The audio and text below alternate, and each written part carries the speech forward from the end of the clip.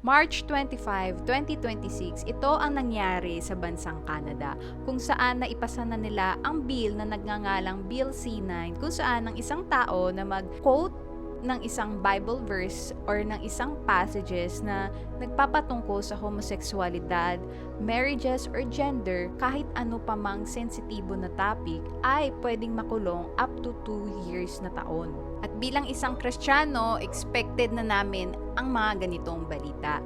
Bakit? Dahil ito ay nakasulat na sa Biblia na in the last of the last days, ang mga Kristiyano ay makaka-experience talaga ng persecution because of their faith in the Lord Jesus Christ. So, itong mga ganitong balita, hindi na to nakakapanibago at kung sa tutuusin lamang, ine-expect na ng isang tunay na Kristiyano ang mga ganitong pangyayari.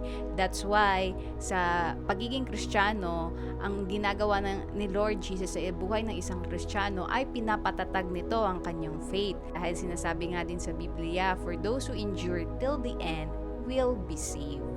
Ang nakakalungkot lamang sa part na ito na nangyari sa Canada, hindi alam ng mga taong ito na nagpasa ng ganitong bill na ang tunay nilang kinakalaban ay hindi mga Kristiyano na mananampalataya.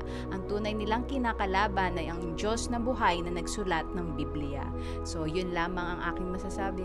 Para sa mga nanonood ng video na to, I want to encourage you to pray for the people, sa mga citizen ng Canada na may pananampalataya sa ating Lord and Savior, Jesus Christ.